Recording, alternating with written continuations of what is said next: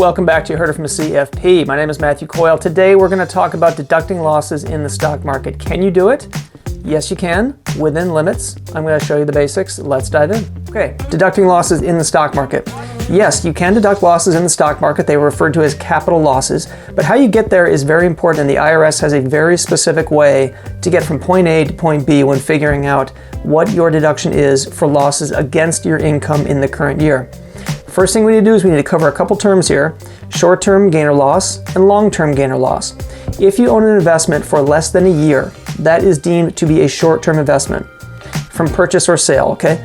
From purchase to sale, if you own an investment longer than 12 months, longer than 365 calendar days, you are deemed to have a long-term investment. Okay, and it's very important, the distinction, because we're going to do the math right now on a theoretical situation.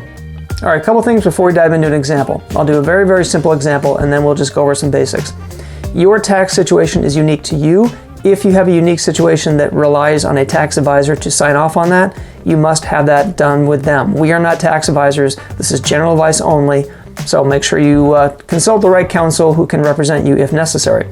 Number two, we're only talking about taxable investment accounts here. We are not talking about IRAs. We're not talking about 401ks. We're not talking about 403bs or Roth IRAs. You cannot deduct losses from those accounts on your return. It's only taxable brokerage accounts and or taxable investment accounts. So with that disclosure out of the way, let's do a simple example. I'll go off my notes here to make sure we don't make any mistakes.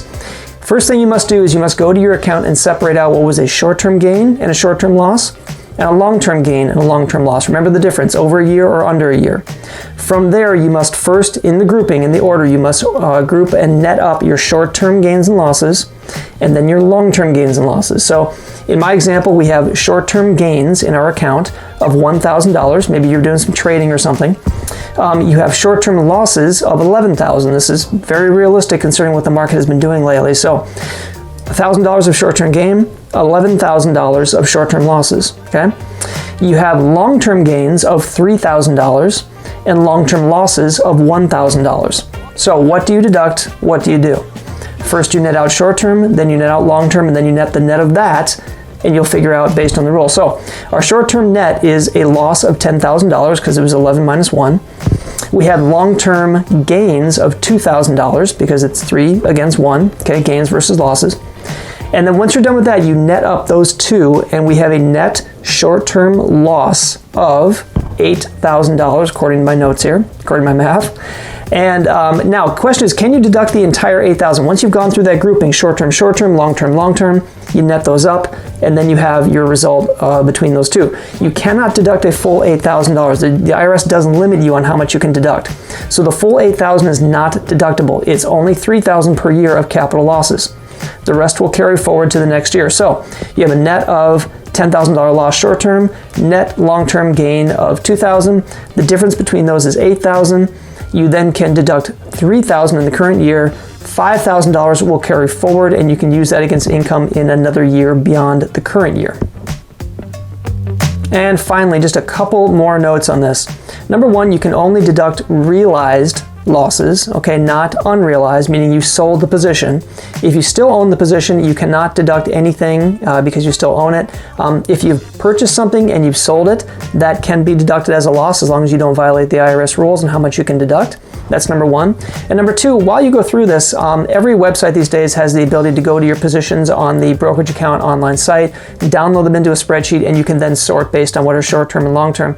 If you have an advisor that can do that for you, feel free to work with them as well. They do lots of that kind of thing.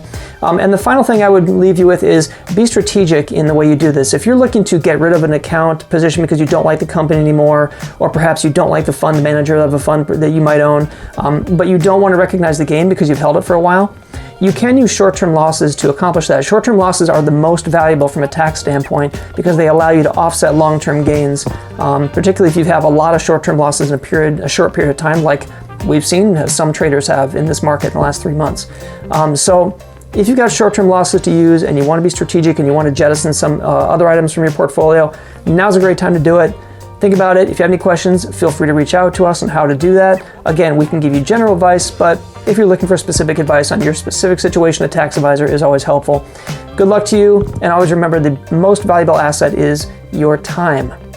Be well, take care of yourself, take care of your family, and I will see you next time. Take care.